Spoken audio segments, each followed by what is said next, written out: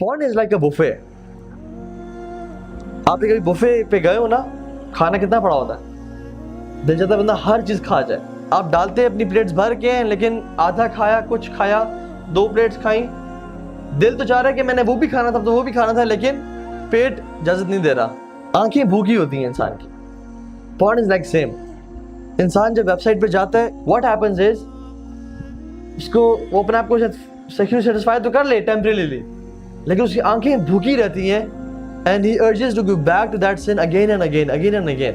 कोई भी शख्स अगर इस एडिक्शन में है, जो एडिक्ट की बात कर रहा हूँ मैं, वो कहता है कि ठीक है मैं इसमें आइंदा कभी नहीं जाऊँगा, आज के बाद ये आखिरी दफ़ा था, I will not go to this addiction any more. अगले दिन फिर वो उसमें पड़ा होता है, 2 दिन बाद फिर उसमें पड़ा होता है। लेकिन अगर वो अपने आप को डेडलाइन दे कि मैं सिर्फ 4 दिन वेट कर लूँ, सिर्फ 4 दिन बाद मुझे खुली आज़ादी है, और जब चौथे दिन गुजरे अपने आप को फिर वो दोबारा target they, okay 2 more days, just 2 more days, just wait for 2 more days, अपने आप को 2 दिन रोक के रखो, जिस तरह भी कर सकते हो, तो फिर ultimately one can fight the addiction। सूरह मोमिनून में देख लें, फलाह पा गए मोमिनीन, कामयाब हो गए कौन?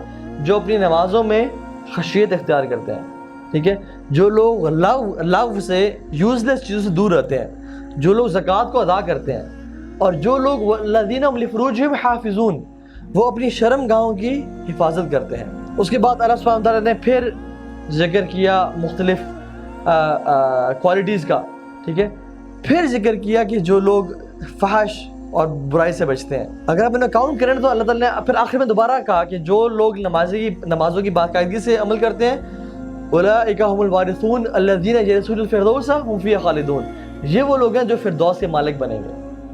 तो सूरह मोमिनून की आयत में अल्लाह सुब्हानहू व तआला ने 2 दफ़ा नमाज का जिक्र किया, 1 दफ़ा ज़कात का जिक्र किया, 1 दफ़ा लव चीज़ों से बचने का जिक्र किया, और 3 दफ़ा फहश चीज़ों से बचने का जिक्र किया, विच शोज़ द इंटेंसिटी कि इन चीज़ों से बचना कितना इंपॉर्टेंट है अगर इंसान को फलाह पानी है तो। Keep yourself busy. मैंने क्या कहा था कि या तो अपनी नेगेटिव हैबिट्स को आप शट डाउन करें, या फिर पॉजिटिव हैबिट्स अपनी ज़िंदगी में डालें।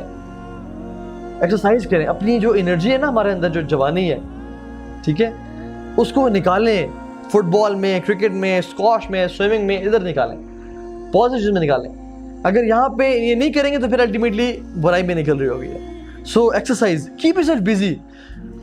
बहुत से लोग इस बुरी हैबिट से पता किस तरह बचे हैं, उनका कोई बिजनेस शुरू किया, वो बिजनेस चल पड़ा, काम चलने शुरू हो गया, और अल्टीमेटली उनको टाइम ही नहीं मिला। अपने पास इतने प्रोजेक्ट्स ले लें, इतने काम करने शुरू हो जाएं कि आपको टाइम ही नहीं मिले, क्योंकि an empty mind is devils workshop. अगर इंसान को कोई काम नहीं है तो कम से कम एक्सरसाइज में गुजार दें। एक्सरसाइज करना बेहतर है गुनाह करने से, ठीक है ना। Maybe go to a friend, go to a हलका, जैसे ये हो रहा है, गो टू अ मस्जिद, रीड कुरान, अपने कमरों में लगा देंगे, yes you can do it, I can, I will, इस तरह की कोट्स जो कि अब हिट करती है इंसान को, कमरे में, लैपटॉप पे।